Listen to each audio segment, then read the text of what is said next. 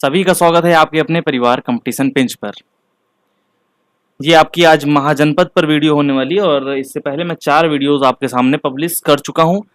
तो आपने अगर उसको नहीं देखा है तो जरूर देखिए, क्योंकि तो कहीं ना कहीं आपको बहुत ज़्यादा फायदा देंगी। 25 क्वेश्चन में, मात्र 25 क्वेश्चन में मैं पूरा टॉपिक क्लियर कर देता हूँ और इतनी जानकारी देता हूँ जो आपके पेपर के लिए ज़रूरी है।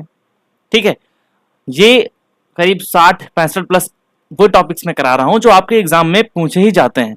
करीब 76 नंबर आपके इसका वेटेज है जीएस का।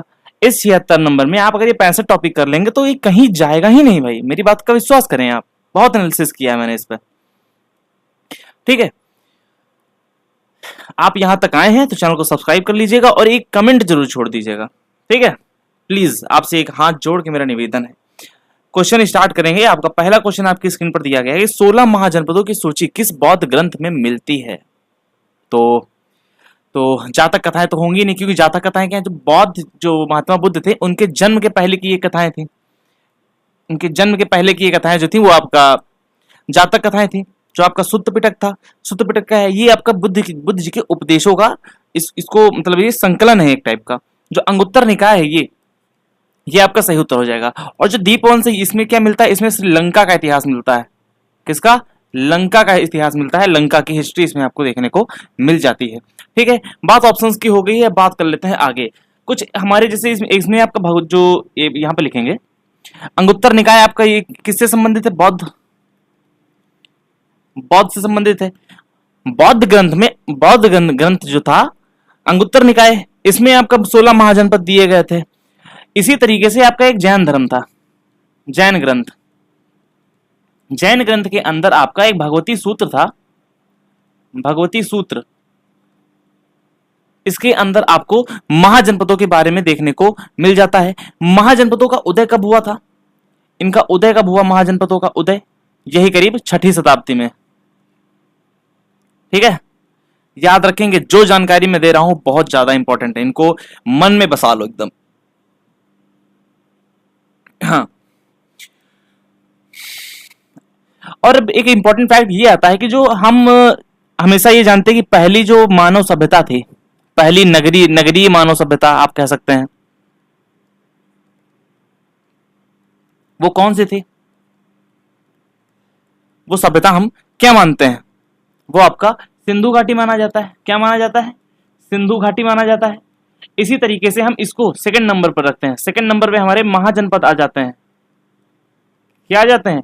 अगर पहले नंबर पर हमारा सिंधु घाट है तो दूसरे नंबर पे हमारा महाजनपद है। याद रखिएगा आपके टोटल 16 महाजनपद थे, जिसमें आपके 14 महाजनपद और ये 2 महाजनपद, 2 में आपका रिपब्लिक थे, यानी कि गणतंत्र था। ये यहां पे आपका गणतंत्र का शासन, माफ करिएगा, लोकतंत्र का शासन था। यहां पर आपका लोकतंत्र का शासन था। और यहां पर आपका जो 14 था, यहां पर आपका मोनार्ची चल रहा था। मोनार्ची का मतलब होता है राजतंत्र। ठीक है, राजतंत्र आपका यहां पर चल रहा था। और जो केवल जो ये आपके 2 महाजनपद थे, कौन कौन से थे इनको भी लिख लेंगे, क्योंकि आप इतनी जानकारी अगर समझ गए हैं तो आपको बेसिक जानकारी और भी होनी चाहिए। एक तो आपका वज्र, आपका एक वज्र तथा मल्ल, ये ऐसे आपके महाजनपद थे जहां पर आपका लोकतंत्र देखने को मिला था। आप इतनी बातों को याद रखेंगे। और एक बौद्ध ग्रंथ का क्वेश्चन आया है यहां पर। तो बौद्ध ग्रंथ में एक आपका और ग्रंथ था जिसके अंदर कुछ महाजनपदों के नाम देखने को मिले थे, लेकिन वो ग्रंथ ऐसा था जिसके अंदर महाजनपदों का जिक्र तो हुआ था, लेकिन उनके नामों में थोड़ा सा बदलाव था। वो आपका था महावस्तु। वो क्या था आपका? महावस्तु था। ठीक है, आज मैंने ये व्हाइट स्लाइड को ट्राई किया है, बाकी अगर आपको थोड़ा अच्छा लगे तो प्लीज आप बता देंगे, उसी हिसाब से हम चीजों को मैनेज कर लेंगे। दूसरा नंबर क्वेश्चन आपकी स्क्रीन पर है कि दक्षिण भारत में स्थित एकमात्र महाजनपद कौन सा था? तो साउथ इंडिया में है आपका। तो आपका मत्स्य, सूरसेन, गंधार तो होगा नहीं। आपका सही उत्तर हो जाएगा अस्मक, या फिर इसको हम अस्सक नाम से भी जानते हैं, लेकिन जनरली इसको अस्मक कहा जाता है। जो मत्स्य है ये कहां पर है आपका? ये आपका राजस्थान में है। ये कहां पर है आपका? ये आपका राजस्थान में है। जो आपका सूरसेन है ये आपका यूपी में देखने को मिल जाएगा। करंट में इसको हम मथुरा के नाम से जानते हैं। और जो गांधार है आपका, ये पाकिस्तान में देखने को नहीं मिलेगा, ये अफगानिस्तान में है ना। इसका कुछ हिस्सा पाकिस्तान भी, लेकिन जो जनरली जो अब माना जाता है वो अफगानिस्तान ही माना जाता है कि इसका जो मुख्य मुख्य हिस्सा है वो आपका अफगानिस्तान में है। जो आपका असमक महाजनपद है इसके बारे में पूरी जानकारी हम समझ लेते हैं। असमक,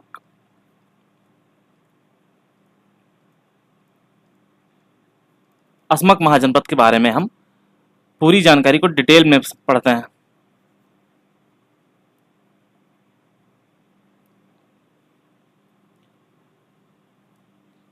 असमक महाजनपद जो था ये किस नदी के तट पर था? ये नदी कौन सी थी इसके किनारे?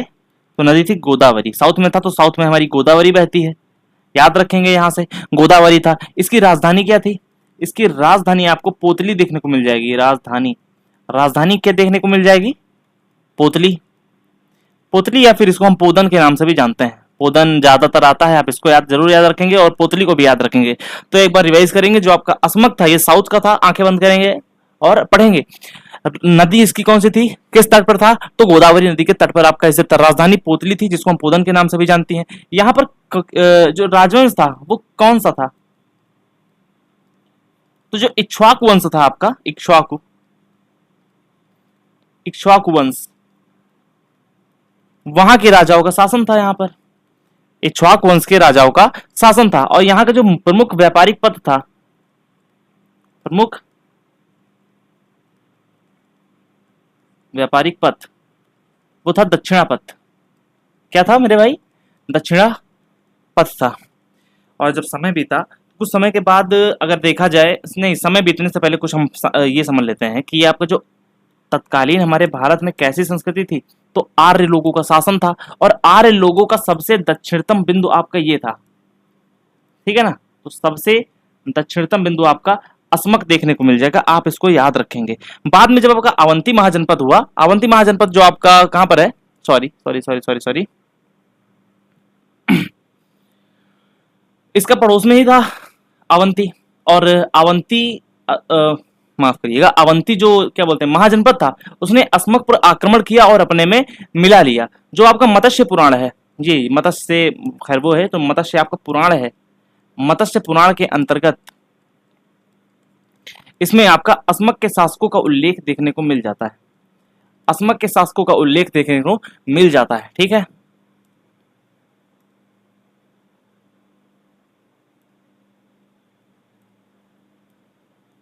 प्राचीन काल में उज्जैन किस महाजनपद की राजधानी था? उज्जैन, उज्जैन किस महाजनपद? तो अवंती आपका हो जाएगा, ये अवंती एकदम सही हो जाएगा। जो वत्स मेरे भाई, इसको हम वर्तमान में कौसाम्बी के नाम से जानते हैं। क्या जानते हैं? कौसाम्बी के नाम से जानते हैं इसको हम।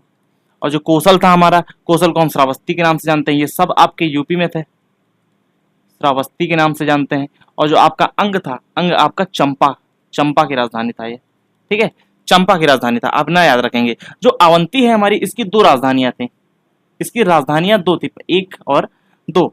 एक तो आपका उत्तरी, इसकी थी उज्जैन, और जो दक्षिणी थी, साउथ की थी, साउथ की आपकी थी माहिष्मती, माहिष्मती। याद रखेंगे कि आपकी अवंती एक महाजनपद था जिसकी दो राजधानियां थी, ठीक है। और इसका विभाजन जो होता था, इसके बीच में एक रिवर बहती थी, उस रिवर का नाम क्या था? ये आपकी नदी है, इन दोनों को विभाजन करता था। इस नदी का नाम है आपका वेत्रयती, वेत्रवती होगा, हाँ वेत्रवती, वेत्रवती नदी, ठीक है। इसको वेत्रवती को वर्तमान में हम किस नाम से जानते हैं? तो बेतवा नाम से जानते हैं। और बेतवा आपका कहाँ बहती है? बेतवा आपका ये ललितपुर और झांसी के साइड में बहती है। वहां से आपका बेतवा, सिंध, केन, टोन्स इत्यादि नदियां वहां बहती हैं, जो कि हम उसको आपके जियोग्राफी की क्लासेस में बहुत अच्छे से याद रखेंगे। जो यहाँ का शासक था, यहाँ का राजा था, अवंत की बात कर रहे हैं, तो यहाँ का जो शासक था वो आपका जो क्या बोलते हैं, चंड, चंड प्रदोत्त था। कौन? चंड प्रदोत्त, ये यहाँ का शासक था। याद रखेंगे कि जो आप अवंती है, यहाँ की दो राजधानियां थी, अवंत की दो राजधानियां थी, उज्जैन एंड माहिष्मती। साउथ की माहिष्मती थी, उत्तरी क्षेत्र की उज्जैन थी। जो नदी थी यहाँ पर वेत्रयती, यहाँ पे सा नहीं है, ये ता है, इतना याद रखेंगे। वेत्रियती नदी है और इसको वर्तमान में हम बेतवा के नाम से जानते हैं। यहाँ का जो शासक था वो शासक कौन था? चंड प्रदोत यहाँ का शासक था। जो अवंती था आपका, अवंती ये किस लिए प्रसिद्ध था? यहाँ पर लोहे की खदानें थी, लोहे की खदान की वजह से फेमस था, जिसकी वजह से इनको हथियार बनाने में और मतलब एक अपनी हथियारों को डेवलप करने में वो सबसे ज्यादा हेल्प इनको मिली और एक मगध को मिली, इनको भी मिली और मगध में मिली। लेकिन हम ये जानते हैं कि अवंती को मगध साम्राज्य ने मिला लिया था, मगध को मिला लिया गया था। यहाँ का शासक कौन था? मिला लिया। तो शासक जब इसका विलय हुआ था तो विलय के समय जो शासक था वो शिशुनाग था। कौन था मेरे भाई? शिशुनाग यहाँ का शासक था। और जो आपका जो उज्जैन है, उज्जैन आपका ये बौद्ध धर्म का प्रमुख केंद्र भी रहा है, तो आप इतना भी याद रखेंगे, ठीक है। और जो महाकाल मंदिर है आपका उज्जैन में ही है। महाकाल मंदिर किस नदी के किनारे है? तो क्षिप्रा नदी, या फिर इसको हम ये कहें कि जो आपका उज्जैन है अवंतिका में था। ये अवंती या फिर अवंतिका के नाम से भी जानते हैं। तो अवंती, महाकाल मंदिर आपसे पूछा गया क्वेश्चन है कि महाकाल मंदिर किस महाजनपद में था? तो आवंत में था। किस नदी के किनारे? तो क्षिप्रा नदी के किनारे, क्षिप्रा नदी के किनारे। चौथा नंबर क्वेश्चन ये कह रहा है कि विश्व का पहला गणतंत्र वैशाली में किसके द्वारा स्थापित किया गया था? The world's first republic was stabilized in Vaishali by whom? तो लिच्छवी। कौन? लिच्छवी आपका सही उत्तर हो जाएगा। आगे बढ़ते हैं, मतलब इसी के बारे में बात करते हैं और आगे बढ़ते हैं। जो मौर्य वंश था ये वाला, और जो आपका नंद वंश था और आपका गुप्त वंश था, ये कैसे थे? यहां पर मोनार्च चल रहा था, यानी कि राजशाही थे ये तीनों। ग्रीन वाला यहां पर आपका ये राजशाही थे, यानी कि मोनार्ची थे। मोनार्च यहां पर चलता था। मैंने आपको बताया था कि जो आपका, एक मिनट, ठीक है, कि 16 महाजनपद में से टोटल 14 आपके किसने थे? मोनार्ची थे। बाकी 2 में आपका लोकतंत्र देखने को मिल रहा था, ठीक है। जो लिच्छवी का वज्र संघ था, लिच्छवी का जो वज्र संघ था, वज्र, यहां की हम बात कर रहे हैं, वज्र संघ था। यहां पर आपका सबसे मजबूत शासन देखने को मिला था, जिसको हम कहते हैं आपका गणतंत्र। रिपब्लिक देखने को मिला था, रिपब्लिक, गणतंत्र, ठीक है ना। गणतंत्र लोकतंत्र जनरली एक ही होता है। और वज्र संघ की जो एक मिनट, इसकी राजधानी क्या थी? तो इसकी राजधानी थी आपकी मेरे भाई, राजधानी थी इसकी वैशाली। इसकी राजधानी क्या थी? तो वैशाली इसकी राजधानी थी। तो यहाँ पर लिखा हुआ है वैशाली। तो यहाँ से आप बता पाएंगे कि जो वज्र था इसके अंतर्गत आता था, जो कि इसकी ये राजधानी हुआ करता था। जो वज्र संघ था वो कितने छोटे छोटे भागों में विभाजित था? एक कुल होते हैं, फिर क्लैंस होते हैं, क्लैंस, यानी टोटल 8 कुलों में विभाजित था आपका ये। टोटल कितने कुलों में विभाजित था आपका वज्र संघ? टोटल 8 कुलों में विभाजित था। जो महावीर स्वामी की माता है, जो महावीर स्वामी की माता है,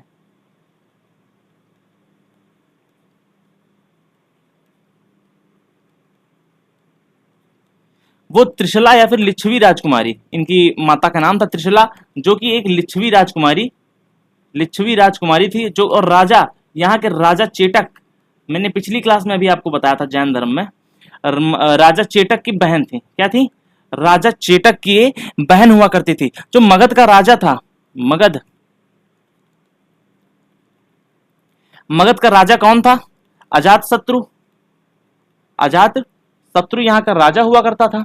इसने 16 वर्ष के लंबे संघर्ष के बाद 16 वर्ष तक लंबा संघर्ष किया और एट लास्ट, यानी कि लास्ट में उसने वज्र संघ को मगध में विलय कर लिया, आप इतना याद रखेंगे। और इसको फूट डालने का काम किसने किया था? तो अजातशत्रु ने ही इसमें फूट डालने के लिए अपने मंत्री को भेजा था। फूट डालने के लिए यहाँ पर ऐसे ही समझ लो, इसका मंत्री था जो कि वस्त्रकार हुआ करता था, उसको वैशाली भेजा था। वहां पर इसने फूट डाली थी और उसने अंदर ही अंदर डिस्प्यूट क्रिएट किए एंड देन वज्र को मगध में मिला लिया, ठीक है।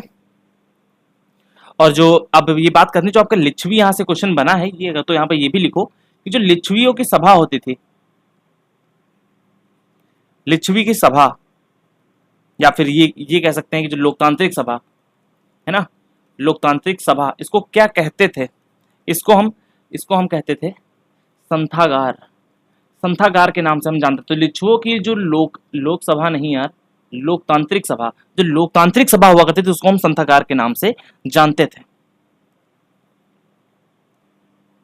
5वां नंबर क्वेश्चन दिया गया है कि हर्यक वंश का संस्थापक कौन था, जिसको श्रेणिक या फिर श्रोणिक नाम से भी हम जानते हैं। यहाँ पर श्रेणिक लिखा है लेकिन हम उनको श्रोणिक नाम से भी हम जानते हैं। तो आपका ये सही उत्तर हो जाएगा बिंबिसार। क्या हो जाएगा मेरे भाई? सही उत्तर आपका हो जाएगा बिंबिसार। अजात शत्रु को हम क्या कहते थे? अजात शत्रु को हम कुणिक कहते थे। याद रखेंगे, सारे नामों को याद रखेंगे। अजात शत्रु को हम कुणिक नाम से जानते थे। 1 मिनट का समय देंगे, पेन टैप को मैं थोड़ा सा टेढ़ा कर लेता हूं जिससे मैं सीधा लिख पाऊं। 1 मिनट। उदयन ने क्या किया था? इसने पाटलिपुत्र को बसाया था। इसने पाटलिपुत्र बसाया था। क्या किया था? पाटलिपुत्र को बसाया था। जो शिशुनाग था, इसने शिशुनाग वंश की स्थापना की थी। इसने शिशुनाग वंश की स्थापना की थी। शिशुनाग वंश की क्या की थी? स्थापना शिशुनाग ने की थी। चलिए बिंबिसार के बारे में थोड़ा सा हम डिटेल में जान लेते हैं कि बिंबिसार की राजधानी क्या हुआ करती थी। जो बिंबिसार था, इसकी राजधानी क्या हुआ करती थी? राजगृह। राजगृह हुआ करती थी, जो कि माफ करिएगा, भौतिक नहीं, जियोग्राफिकली, या फिर जियोग्राफी को हिंदी में क्या बोलते हैं, भौगोलिक रूप से बहुत ही मजबूत थी। ये 5 पहाड़ियों से घिरी हुई थी। 5 पहाड़ी 5 5 पहाड़ियों से 5 पहाड़ियों से ये घिरा हुआ था। इसी वजह से इसको हम गिरिवज्र के नाम से जानते हैं। गिरिवज्र के नाम से हम इसको जानते हैं।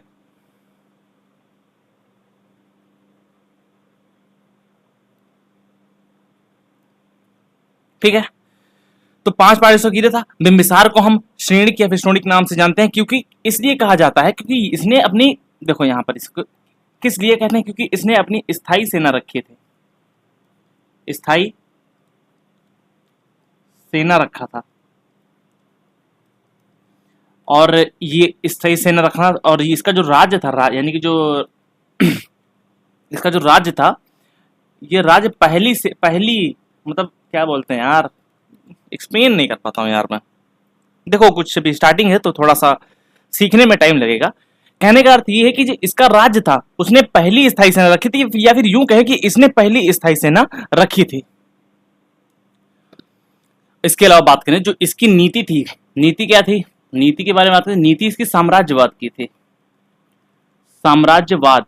और साम्राज्यवाद कैसा?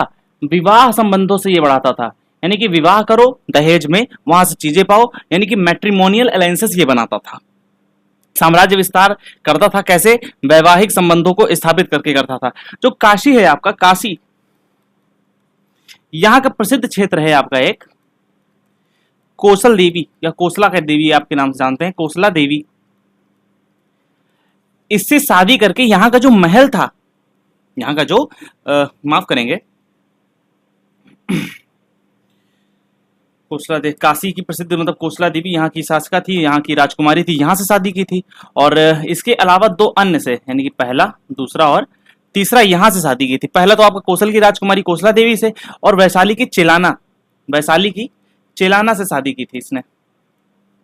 वैशाली की चेलाना से शादी की थी, और पंजाब की छेमा से राजधानी की थी। राजधानी नहीं की थी, शादी की थी यार। पंजाब की छेमा से शादी की थी। ठीक है, छेमा से। याद रखेंगे कि बिंबिसार ने अपने साम्राज्यवाद को बढ़ाते हुए काशी की राजकुमारी, वैशाली की राजकुमारी और पंजाब की राजकुमारी क्रमशः कोशला, और ये आपकी दूसरी यानी वैशाली की राजकुमारी जो चेलाना थी उनसे शादी की, और पंजाब की राजधानी, पंजाब की जो क्या बोलते हैं चेलाना, पंजाब की छेमा ने शादी की। जो काशी, या फिर ये कहें जो काशी था, इसमें कौशल देवी से जब शादी की थी तो ये काशी इसको दहेज के रूप में मिल गया था। ठीक है, जो बिंबिसार था, जो बिंबिसार था ये किसका समकालीन था? यह किसका समकालीन था? तो महात्मा बुद्ध,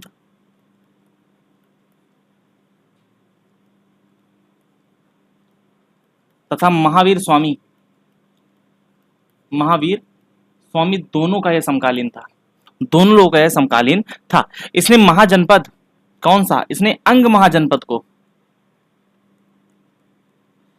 इसने अंग महाजनपद जीता और किसको दे दिया, अपने पुत्र को, अपने पुत्र को। पुत्र कौन था, पुत्र था भाई अजात शत्रु, पुत्र था अजात शत्रु। यहाँ का उसने इसको शासक बना दिया, फिर आप ये कह सकते हैं कि एक क्या बोलते हैं, जब वो चीज होता है ना कि जो उत्तराधिकारी बना दिया, या फिर उपराजा बना दिया, उपराजा लिख लो ज्यादा सही है ना, वाइस प्रेसिडेंट टाइप का जैसे होता है उस तरीके से। किस शासक ने अपने ही पिता की हत्या कर गद्दी प्राप्त की और उसे कुणिक कहा जाता है। मैंने आपको पीछे ही अभी बताया था कि जो अजात शत्रु है, ये अजात शत्रु, इसको कुणिक कहा जाता है। इसने अपने पिता की हत्या की थी, ठीक है। और बिंबिसार को तो सैनिक कहा जाता है, पता ही है। जो काला शोक है इसको क्या कहा जाता है, इसको काकवर्ण कहा जाता है, इसको काकवर्ण के नाम से हम जानते हैं। और जो महापद्मनंद है ये आपका नाई हुआ करता था, जिसने राजा के गले में चाकू भोंक के, वो महापद्मनंद मतलब वहां के चाकू भोंक करके नंद वंश की स्थापना की थी। और कहां पर थे हम लोग, हाँ उग्रसेन, उग्रसेन। महापद्मनंद को हम उग्रसेन के नाम से भी जानते हैं। जो आपका हर्यक वंश है, यहां पर लिखेंगे हर्यक वंश। हर्यक वंश को किस नाम से जानते हैं, इसको हम पितृहंता वंश के नाम से जानते हैं।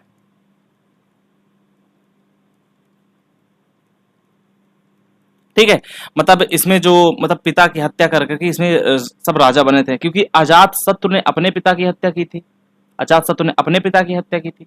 इसी तरीके से इसने उसने अपने पिता की, उसने अपने पिता की, तो 2-3 पीढ़ी ऐसा चलाया था। इसी वजह से इसको हम पितृहंता वंश के नाम से जानते हैं। इसका बचपन का नाम कुणिक था, बचपन का नाम किसका, अजात शत्रु का बचपन का नाम कुणिक था, याद रखेंगे। इसका बचपन का नाम क्या था, कुणिक, कुणिक क्या था, कुणिक था, ठीक है। पिता इसका कौन था, पिता बिंबिसार था। अजात शत्रु का जो पिता था वो बिंबिसार था, अजात शत्रु का पिता बिंबिसार था। जो अजात शत्रु के शासन काल में, इसके समय ही मैंने आपको बताया था कि जो बौद्ध संगीति हुई थी, प्रथम वाली बौद्ध संगीति राजगृह में हुई थी। कहां हुई थी, राजगृह में हुई थी। और प्रथम बौद्ध संगीति यहां पर आप मतलब हुई थी, यानी कि फर्स्ट बौद्धिस्ट काउंसिल आपका ये हुई थी। वज्र संघ, वज्र संघ से क्या क्वेश्चन बन सकता है, वज्र संघ के अलावा अगर बात करें, जो इसके जो वज्र संघ की इसने जो जीता था, तो उसको कौन कौन से ऐसे 2 नए हथियारों को इस्तेमाल किया था जो बहुत ज्यादा आपके एग्जामिनेशंस में पूछे जाते हैं। तो एक तो आपका हो गया महाशिलाकंटक, और दूसरा हो गया आपका वो कौन सी मूवी थी जिसमें आगे उसके चक्र चल रहा था, बाहुबली तो एक आपका महाशिलाकंटक हो गया,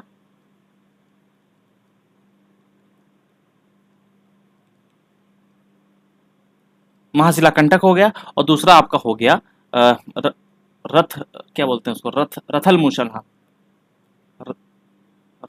रथ मूसल कहा जाता है, रथल नहीं, रथ मूसल, रथ मूसल। इसमें आपका एक पहिए टाइप, इसमें आपका लाइक मतलब क्या बोलते हैं उसको, एक चैरियट था, यानी कि रथ था, उस पे आपके चक्र टाइप के लगे हुए थे, ठीक है। और ये इसको किसको जीतने के लिए इसने किया था, वज्र संघ को जीतने के लिए इसको इसने किया था।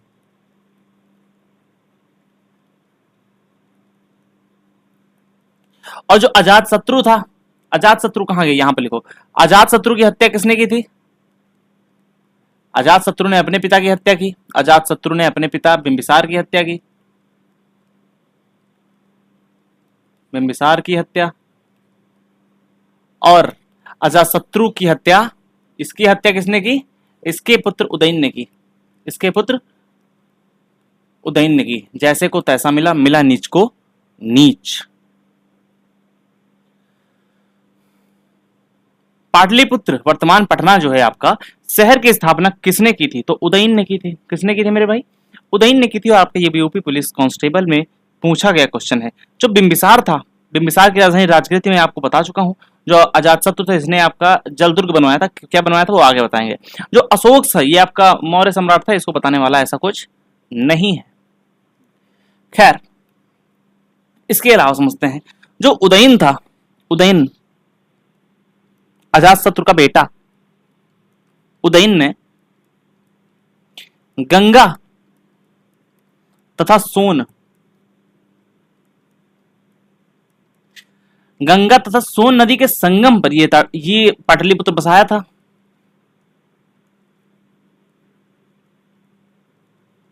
क्या बसाया था? तो उदयन ने पाटलिपुत्र यानी पटना को बसाया था। कहां पर बसाया था? गंगा और सोन नदी के संगम पर बसाया था। इसने मगध की राजधानी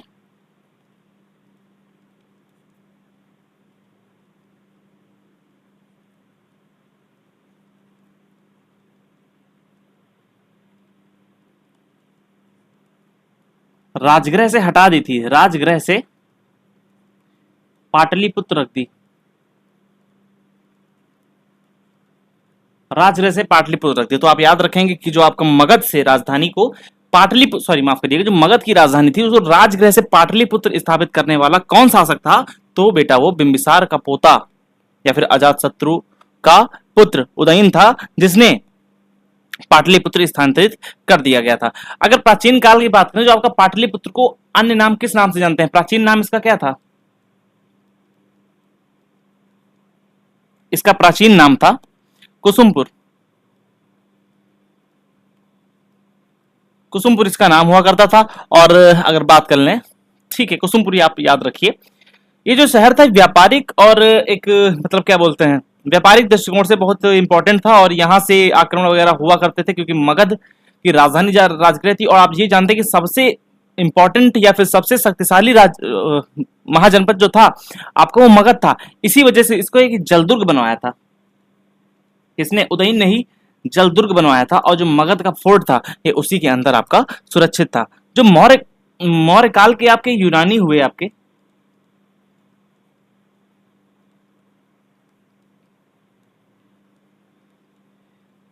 यूनानी राजदूत मेगास्थनीज, जिन्होंने इंडिका लिखी थी,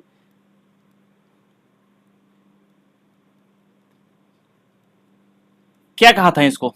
इसको क्या कहा था? इसको पॉलीब्रोथा कहा था। क्या कहा था? पॉलीब्रोथा कहा था। ठीक है। फिर आपके मन में अगर ये क्यूरियस आप होंगे तो आपके मन में क्वेश्चन जरूर चला होगा कि इसको पाटलिपुत्र पाटलिपुत्र कहा जाता था, लेकिन इसका नाम कब बदला, क्यों बदला, और मतलब क्यों बदला का कोई रीजन ही नहीं है, लेकिन इसका नाम कब बदला और किसने बदला? तो 16वीं शताब्दी में, 16वीं शताब्दी में शेरशाह ने, शेरशाह सूरी ने इसका जो नाम था वो पाटलिपुत्र से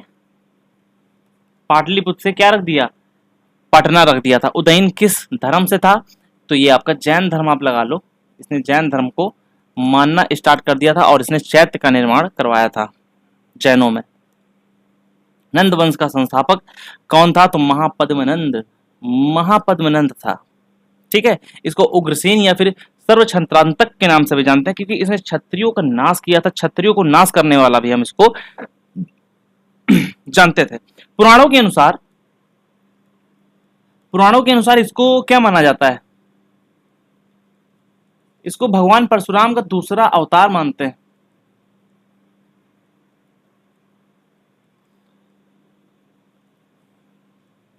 दूसरा अवतार माना जाता है, इसी वजह से इसको हम भार्गव कहते हैं। क्या कहते हैं?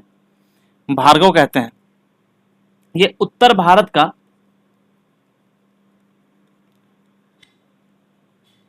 पहला शूद्र शासक था।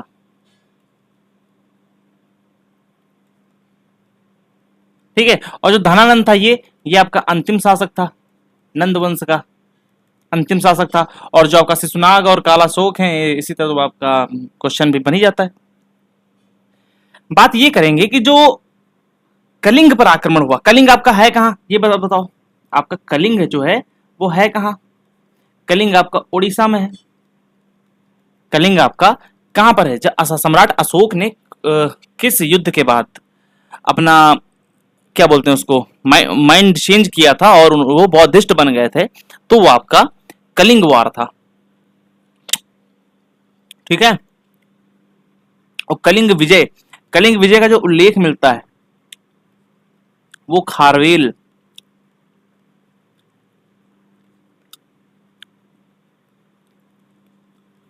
कौन सा अभिलेख है, हाथी गुम्फा अभिलेख।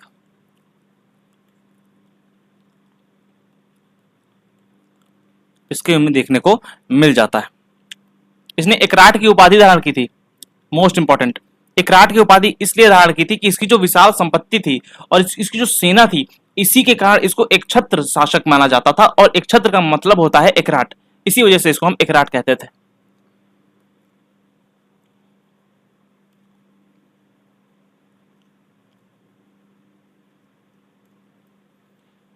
सिकंदर के भारत आक्रमण के समय मगध पर किस वंश का शासन चल रहा था? सिकंदर के भारत आक्रमण के समय मगध पर किस वंश का शासन था?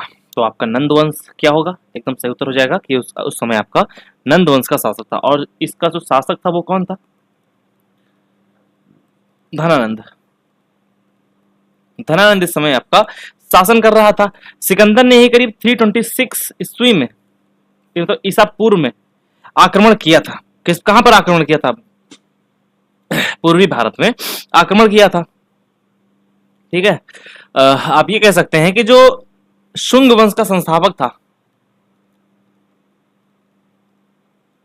वो कौन था? पुष्यमित्र शुंग।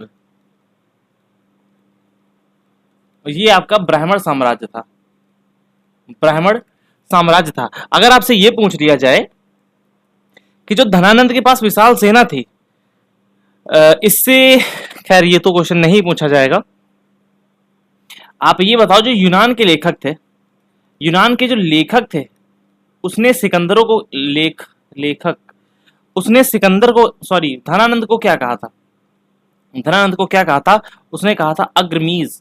अग्रमीज यूनान के लेखकों द्वारा जो धनानंद था वो अग्रमीज कहा जाता है। और जो धनानंद था, धनानंद के अपमान के कारण ही चाणक्य ने, धनानंद के अपमान के कारण, क्योंकि धनानंद जो आपके चाणक्य, आचार्य चाणक्य थे, इनका अपमान किया था, इसी वजह से चंद्रगुप्त मौर्य को इन्होंने वो शिक्षाएं दी, वो सब कुछ किया और मौर्य वंश की स्थापना में मदद की। इसी वजह से आपका मौर्य वंश की स्थापना हुई। आप इतना दिमाग लगा लेंगे, मौर्य वंश स्थापित हुआ।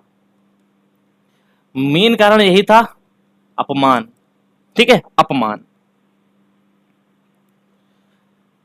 326 पूर्व में सिकंदर और राजा पोरस के बीच, पोरस कहां के राजा थे? पोरस पंजाब के राजा थे। हाइडेस बीच का युद्ध हुआ था। किस नदी के तट पर लड़ा गया था? तो परशुनी। परशुनी किसको कहते हैं आपको पता है? वितास्ता, झेलम। झेलम आपका हो जाएगा। तो झेलम को हम कहते हैं वितास्ता नाम से, इसको हम वितास्ता नाम से जानते हैं। परशुनी किसको कहते हैं? तो परशुनी हम रावी नदी को कहते हैं। ये पुराना आपका परशुनी हो गया। और यहीं पर आपका फेमस आपका दसराग युद्ध हुआ था। दसराग वॉर लिख लो या फिर युद्ध लिख लो, आप इसको यहाँ पर ऐसे जान जाएंगे। अगर भारतीय इतिहास के सापेक्ष में बात करें, जो आपका जो हाइट स्पीड का युद्ध है, ये भारतीय इतिहास में क्या कहा जाता है? ये आपका वितास्ता का युद्ध कहा जाता है। क्योंकि यूनानी भाषा में जो आपकी नदी है, झेलम है, उसको हाइडेस बीच कहा गया है। इसी वजह से भारत में वितास्ता का युद्ध कहा जाता है। ये कब हुआ था आपका? तो ये आपका 326 ईसा पूर्व में लड़ा गया था। इसी वॉर में सिकंदर का प्रिय घोड़ा, सिकंदर का जो घोड़ा था एक, जिसका नाम था बोकाफुला, नहीं, बुकाफोला, बुकाफोला की मृत्यु हो गई थी। बुकाफोला की मृत्यु हो गई थी, इसी वजह से इसकी स्थापना इसने की थी। बुकाफोला शहर की स्थापना इसने की थी। ठीक है, बुकाफोला की, क्या लिख रहा हूं भाई मैं, शहर की स्थापना इसने की थी।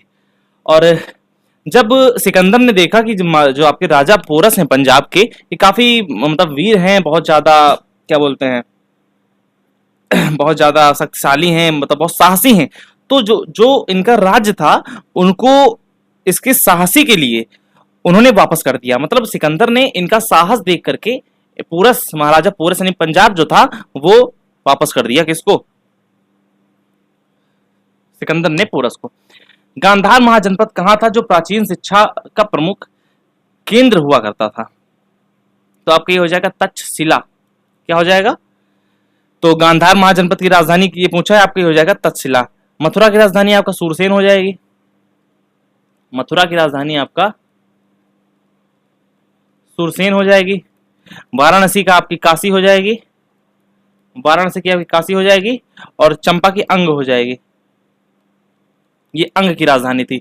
अंग की ये राजधानी थी, ना कि ये। तो आप इतना याद रखेंगे। जो तक्षशिला है, तक्षशिला क्या है आपका? यूनिवर्सिटी है थी। मतलब तक्षशिला आपका प्राचीन भारत का सबसे बड़ी और सबसे पुरानी यूनिवर्सिटियों में से एक है, जो कि अब टोटली डिस्ट्रॉयड हो चुकी है। जो कौटिल्य थे, यानी कि जो आचार्य चाणक्य थे, कौटिल्य थे जो आचार्य चाणक्य थे, या फिर चाणक्य लिखेंगे आप। ये कहां पर प्रोफेसर थे या फिर आचार्य थे? तो ये आचार्य थे यहीं पर तक्षशिला में। कहां पे थे? तक्षशिला में। जो इनका एक राजवैद्य था, किसका? बताएंगे बताएंगे। जो राजवैद्य जीवक था, इसने यहीं से पढ़ाई की थी। आप ये बताएंगे जो राजवैद्य जीवक था, ये किसका किसका मतलब वो राजवैद्य था? यहीं से शिक्षा प्राप्त की थी।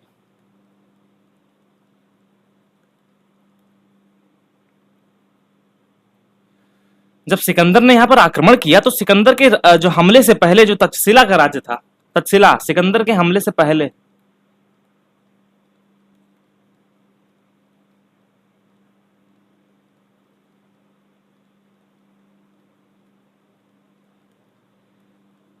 एक मिनट, क्या कहा था? सिकंदर के हमले से पहले ये जो राज्य था यहाँ का, जो तक्षशिला का राज्य,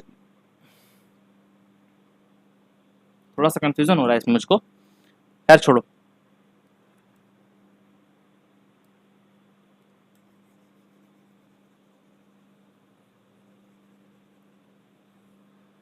इस राज का तो नाम नहीं याद है, बट हाँ इसके राजा का नाम जा सकता हूँ। अंभी हुआ करता था यहाँ का शासक, अंभी था। अंभी कौन था? सिकंदर से पहले। महाजनपद काल में मत्स्य महाजनपद की राजधानी क्या थी? जो आपका मत्स्य महाजनपद है, इसकी राजधानी आपका विराट नगर थी। इंद्रप्रस्थ की राजधानी आपको पता है कुरु थी। कौशाम्बी की वत्सी और श्रावस्ती की कौशल थी। जो ये महाजनपद था वर्तमान में कहां पर? ये राजस्थान के जयपुर में है। ये आपका राजस्थान में है। और राजस्थान के कहां पर? ये आपका जयपुर में देखने को मिल जाएगी। इसकी स्थापना किसने की थी? तो इसकी स्थापना राजा विराट ने की थी। किसने की थी? विराट ने की थी। और यह भी माना जाता है कि जो, एक मिनट, हाँ हाँ, ये भी माना जाता है कि जब पांडव, हमारे महाभारत काल में जो पांडव थे, उन्होंने 13वां वर्ष यहीं पर बिताया था। जो 13वां जो उनका अज्ञातवास था, अज्ञातवास यहीं पर बिताया था। कहां पर? विराट नगर में उन्होंने बिताया था। ये जो क्षेत्र है जनरली क्या यहाँ पर गाय जो है विशेषता पाली जाती हैं। और बाद में इसको मगध साम्राज्य में मिला लिया गया था। मगध में विलय, मगध में इसका विलय हो गया था। हर्यक वंश के शासक बिंबिसार ने अपने राजवैद्य जीवक, चलो यहां पर आ गया, यानी कि जो हर्यक वंश का शासक बिंबिसार था, जीवक उन्हीं का था। जो, और इसने कहां से अपनी पढ़ाई को पूरा किया था? इसने तक्षशिला से अपनी पढ़ाई को पूरा किया था। तो किसको भेजा था? तो ये आपका अवंत के राजा प्रदोत को इसने भेजा था। प्रदोत चंड, इनका पूरा नाम क्या था? चंड प्रदोत इनका पूरा नाम था। जिनको पीलिया हो गया था, क्या हो गया था? जॉइंटिस हो गया था या फिर पीलिया हो गया था। इन्हीं के उपचार के लिए इनको भेजा था। आपको पता होना चाहिए कि जीवक जो था, जीवक ये जो राजवैद्य था, इसी ने महात्मा बुद्ध का भी उपचार किया था। महात्मा बुद्ध का उपचार किया था। जब वो बीमार हो गए थे, उनका उपचार किया था। और जो जीवक था, ये पुत्र किसका था? ये जो सलावक, क्या बोलते हैं, उनका नाम क्या था? सलावती। हाँ, सलावती का पुत्र था। कौन था ये? सलावती कौन था? जो कि उनके राज्य में एक गणिका हुआ करते थे। शिशुनाग वंश का वह शासक कौन था जिसकी समय में वैशाली में द्वितीय बौद्ध संगीति का आयोजन हुआ था। तो आपको पता होना चाहिए कि आपका ये काला शोक हो जाएगा, जिसको हम काकवर्ण के नाम से हम जानते हैं। क्यों कहा जाता है काला शोक को काकवर्ण? क्योंकि इसका जो रंग था, कलर था, वो कैसा था? ब्लैक था। मतलब काले रंग के कारण ही इसको हम काकवर्ण के नाम से जानते हैं। जो द्वितीय बौद्ध संगीति हुई थी आपका 383 ईसा पूर्व हुई थी। इसी संगीति में जो बौद्ध संघ था, इसी संगीति में आपका जो बौद्ध संघ था, दूसरी बौद्ध संगीति में जो आपका बौद्ध संघ था, दो भागों में आपका डिवाइड हो गया था। एक को हम स्थाविर के नाम से जानते हैं, दूसरी को हम जानते हैं महासंघी के नाम से जानते हैं। ठीक है। जो काला शोक था, इसने अपनी काला शोक, यहां पे लिखेंगे, काला शोक ने अपनी राजधानी को बता चुका हूं वैसे, फिर भी लिख लो। वैशाली से क्या किया था? पाटलिपुत्र किया था, पाटलिपुत्र किया था। और शिशुनाग वंश का अंतिम शासक कौन था?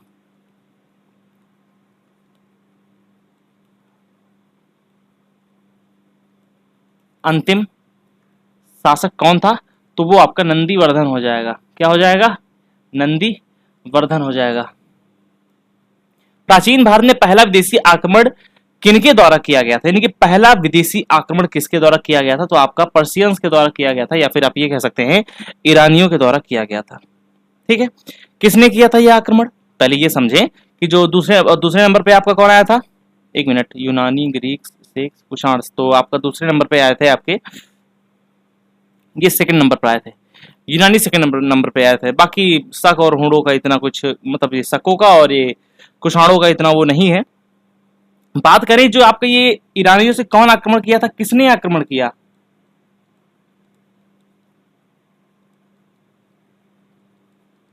तो एक वंश था जिसको हम हखामनी वंश के नाम से जानते हैं। हखामनी वंश का शासक था, हखामनी वंश, इसका एक शासक था दारा प्रथम। दारा प्रथम ने आक्रमण किया था। दारा प्रथम जो था, सिंधु नदी, ये कहां पर आया था?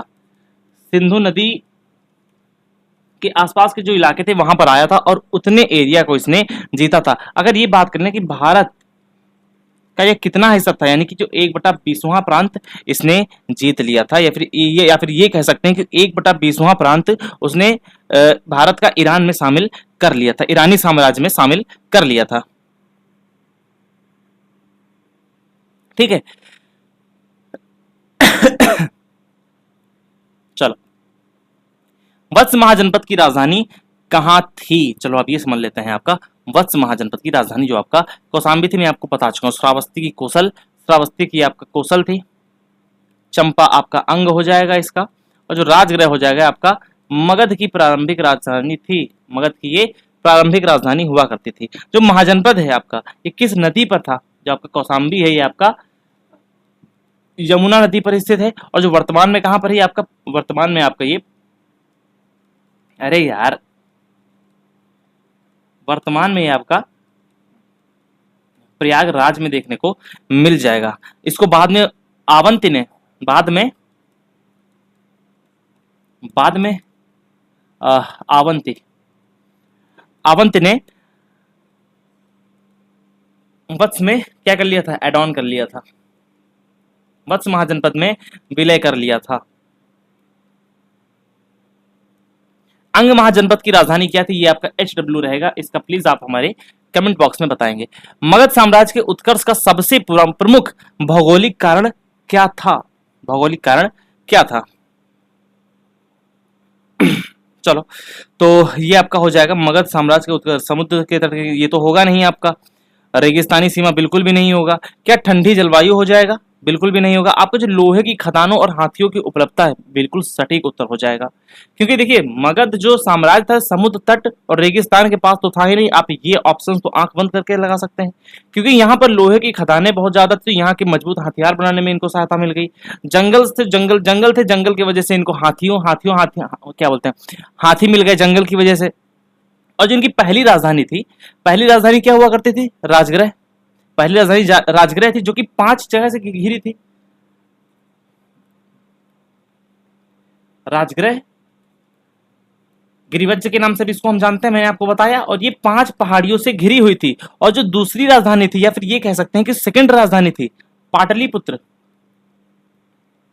ये नदियों से घिरी थी। ये आपका नदियों से घिरी थी, जिसमें इसने जल दुर्ग बनवाया था।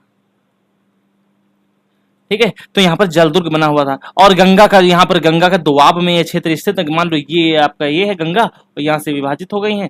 यहाँ पे बीच में आपका ये मगध साम्राज्य का हुआ करता, जिसकी वजह से गंगा का दोआब क्षेत्र था और काफी उपजाऊ होता था। इसकी वजह से यहाँ पर एक संपूर्ण कृषि टैक्स ये सब बहुत मिलता, जिसकी वजह से मगध जो था बहुत ही संपूर्ण आपका महाजनपद हुआ करता था। सुरसेन महाजनपद मथुरा की राजधानी है। किसकी राजधानी है?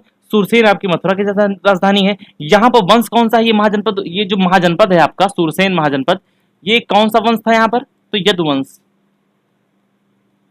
यदुवंश से संबंधित है आपका ये। ठीक है, यदुवंश। और यदुवंश क्या है मतलब आप ये समझिए, मथुरा में आप किसका जन्म हुआ था? भगवान श्री कृष्ण का जन्म हुआ था। इसी वजह से यहाँ पर महाराजा यदु हुए थे। यदुवंश लोग आजकल रिलेट कर लेते हैं कि यदुवंश से यादव हो जाएगा, तो नहीं, ये नहीं है। इसका मतलब तत्कालीन समय में राजा यदु हुए थे, महाराजा यदु, उनकी वजह से यदुवंश हुआ था। और उनके भगवान जो श्री कृष्ण थे उनके वंशज थे, इस वजह से इनका नाम पड़ गया। बुद्ध के समय पर ये जो राज था सुरसेन का, महात्मा बुद्ध के समय,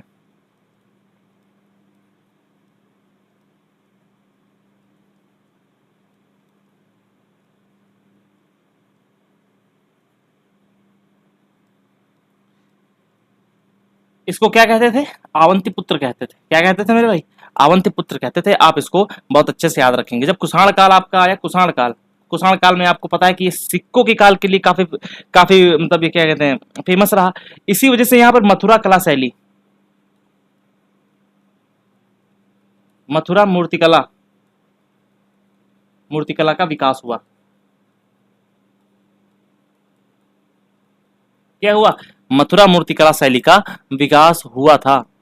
मगध का कौन सा राजा सिकंदर महान का समकालीन था? तो which of king Magadh was the contemporary of Alexander the great? ये आपका यूपी पुलिस में पूछा गया है, तो आपका धनानंद हो जाएगा। ये क्या हो जाएगा? ऑप्शन बी, धनानंद आपका सही हो जाएगा। घनानंद जो है नंदवंश का अंतिम शासक था, ये आपको पता होना चाहिए। ये आपका अंतिम शासक था नंदवंश का। ठीक है, ये टैक्स वगैरह बहुत लगाता था, इसी वजह से ज्यादा ये फ्री नहीं होता। इसी के दरबार में आपका चाणक्य जो थे, उनका अपमान हुआ था, जिसकी वजह से उन्होंने मौर्य साम्राज्य की स्थापना की थी। मौर्य साम्राज्य की स्थापना हुई थी, जिसके बाद तत्कालीन धनानंद के बाद तुरंत मौर्य साम्राज्य की स्थापना हो गई थी। 16 महाजनपदों में से कितने उत्तर प्रदेश में थे? देखो यही आपका एक इंपॉर्टेंट इसमें बचा था, तो ये आपका हो गया। बाकी आपका पूरा महाजनपद क्लियर है। सिर्फ इंपॉर्टेंट चीजें बताई हैं, आपको अलग से कुछ पढ़ने की जरूरत नहीं है। सबसे ज्यादा महाजनपद सिर्फ यूपी में पाए जाते हैं। चलो अब हम एक एक करके पूरे 8 महाजनपद के बारे में हम जानकारी ले लेते हैं। तो आपका यूपी में 8 महाजनपद कौन कौन से थे? एक तो आपका काशी हो गया, काशी हो गया, कौशल हो गया, काशी हो गया, कौशल हो गया, मल्ल हो गया, वत्स हो गया, कुरु हो गया, पांचाल हो गया, और आपका सूरसेन हो गया। सूरसेन के बाद आपका चेदी हो गया। आपको पता होना चाहिए कुछ इंपॉर्टेंट राजधानियां। काशी की राजधानी मतलब कहाँ की राजधानी ये हुआ करती थी?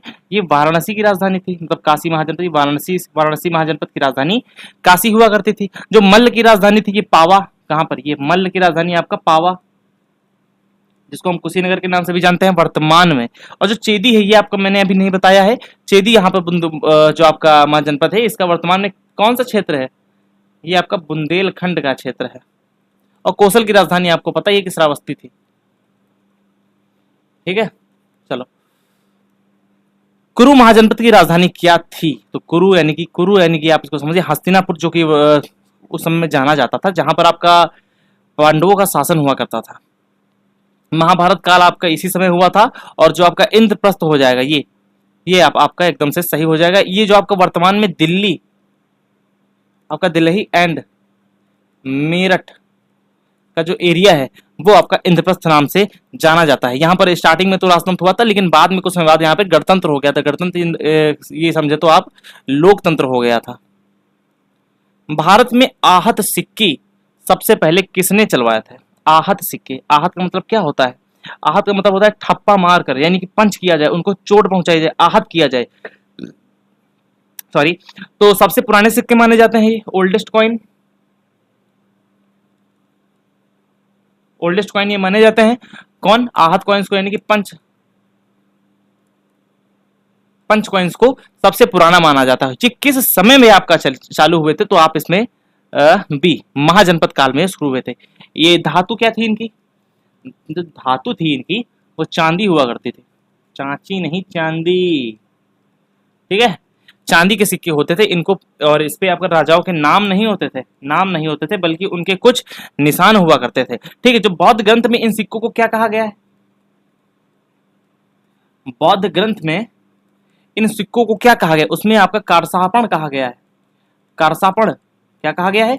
कारसापण इन सिक्कों को नाम दिया गया है। इन पेड़ों पर जनरली नाम नहीं होते थे, राजाओं के फोटोज भी नहीं होते, लेकिन कुछ ऐसे चित्र होते थे जो उनके राज से संबंधित थे। अब राज से संबंधित चित्र कौन हो गए? तो आप कुछ भी मान सकते थे, जैसे यूपी का मछली है ना, तो इसी समय से इसमें आप मछली समझ लो, हाथी, अर्धचंद्र बना हुआ पाया गया है, पेड़ पाए गए हैं, ये सब मुख्य रूप से पाए गए हैं।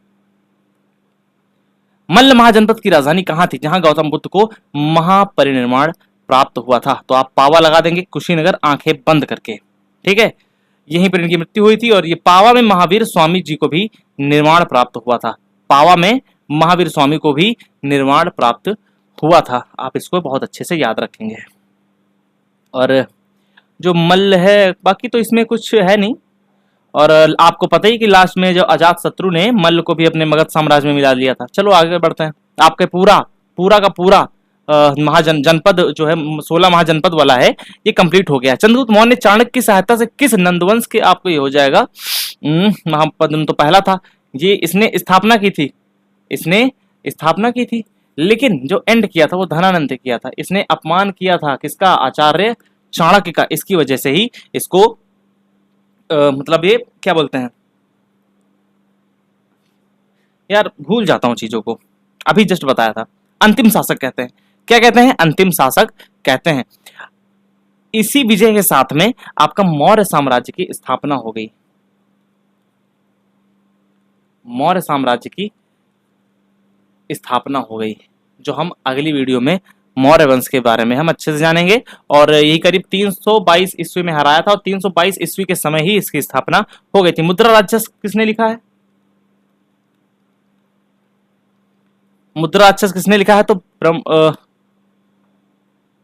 मुद्रा राक्षस किसने लिखा है बताएंगे आप? ये आपका होमवर्क है, SW है। बाकी तो आपका जो अर्थशास्त्र है वो तो कौटिल्य ने लिखा है। बाकी इस तरह की जानकारी यहाँ पर है। और बाकी अगर कुछ पढ़ाने में भाई गड़बड़ियां हुई हो कुछ, तो देखो अभी इतना एक्सपीरियंस मैं नहीं हूँ, मैंने अभी जस्ट स्टार्ट किया है, मेरे को अभी टीचिंग करते हुए करीब 6 महीने हुए हैं। और जो भी गलतियां उसको आप सजेस्ट करिएगा, बाकी उसमें सुधार करने का मैं काम करूंगा, ठीक है। और बाकी हिस्ट्री जो सब्जेक्ट है, ये इसका जो ये ओल्ड वाला है, ये थोड़ा सा मुझको अभी उस तरीके से मुझको नहीं आया, क्योंकि मैं भी एक एस्पिरेंट हूँ आपकी जैसा, UPSC का एस्पिरेंट हूँ, और काफ़ी एग्जाम्स मैंने भी मतलब SSC के क्लियर कर रखे हैं। तो इसी वजह से मैंने सोचा कि टीचिंग स्टार्ट करते हैं। बस इतना एक मोटो है। बाकी गलतियों के लिए क्षमा करिएगा, हाथ जोड़ के मैं आपसे माफ़ी मांगता हूँ। एंड इंप्रूवमेंट होगा, धीरे धीरे इंप्रूवमेंट हो जाएगा, आप में भी और हम में भी। मिलते हैं आपको अगली वीडियो में, तब तक के लिए जय हिंद एंड जय भारत।